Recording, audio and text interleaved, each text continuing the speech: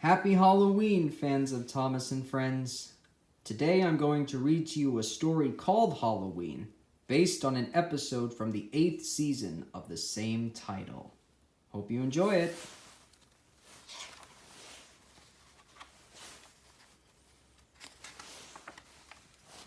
It was full steam ahead on the island of Sodor.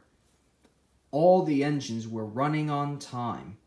They wanted to finish their work quickly, because tonight was Halloween. The engines loved seeing the children in their Halloween costumes. And the engines loved hearing tales about ghostly engines and scary steam trains. That evening, Sir Topham Hatt came to Tidmouth Yards. "Thomas and Emily, you must go to the smelter's yard," he said. "An important delivery of iron must be collected right away." "Yes, sir," they puffed. Percy thought the smelter's yard was spooky. He was worried about his friends. "Look out for ghosts," he said nervously. "It is Halloween." "There's no such thing as ghosts," Thomas said cheerfully. "It's just silly make-believe," added Emily.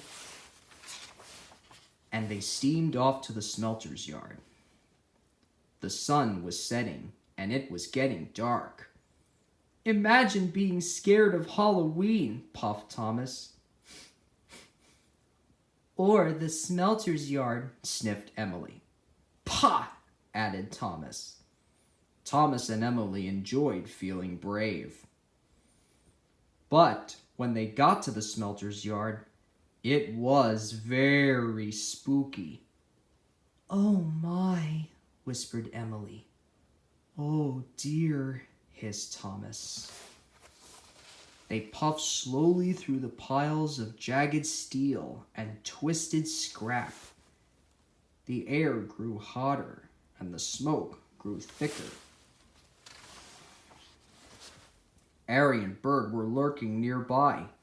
The two diesels saw the chance to scare a couple of steamies. When Thomas and Emily puffed by, they moaned and groaned. It sounded spooky. "What was that?" snapped Emily. "You said there was no such thing as ghosts." "Silly make-believe, you said," gasped Thomas. Suddenly the freight cars began to shudder and shake. "Cinders and ashes!" cried Thomas. "Help!" wailed Emily. "It's a ghost! Let's get away from here!" They didn't know Arry and Bert had been bumping the flatbed's buffers. The two naughty diesels were having great fun. Thomas and Emily pulled up to the smelting shed. They gasped at the ghostly shadows and fizzing sparks. Their wheels felt as if they were frozen, but they had to go inside. "I hope the ghost hasn't gone in there," quaked Thomas.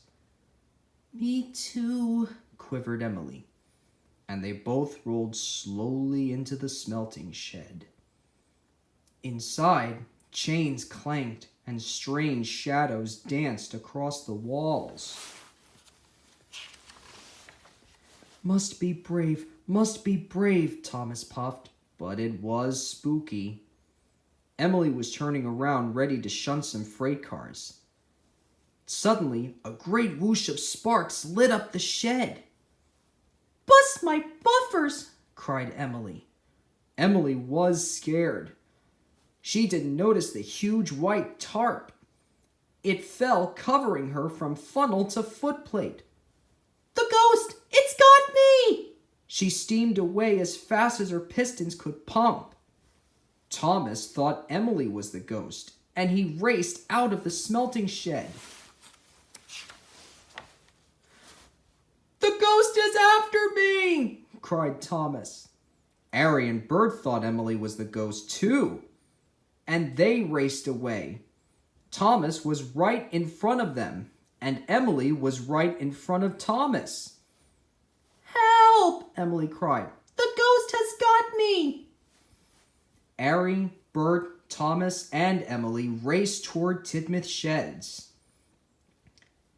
Tidmouth Sheds was quiet and peaceful. All the engines were fast asleep. Thomas's whistle soon woke them up. "It's Thomas!" cried Percy. "Something must be wrong." Suddenly he saw Thomas, Arry, and Bert racing into the yards. "Stop!" he cried. Arry, Bert, and Thomas applied their brakes.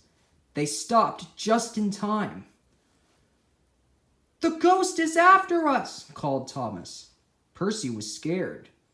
But just then, Emily raced under a signal post, and the tarp flew off.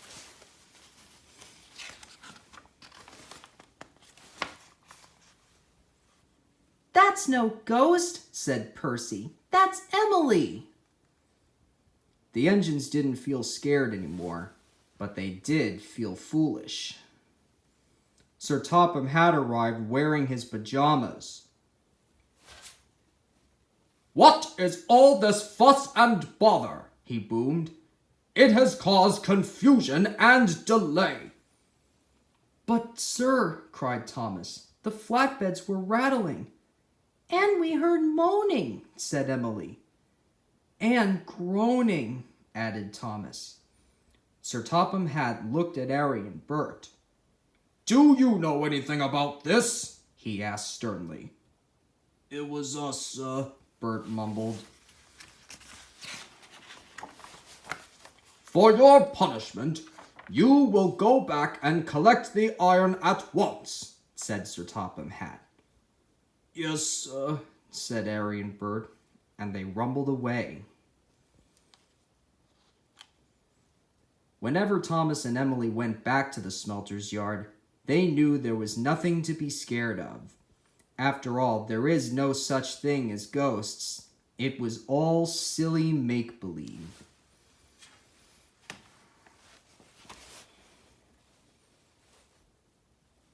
Well, that's the end of the story. I hope I didn't scare you. Happy Halloween, once again.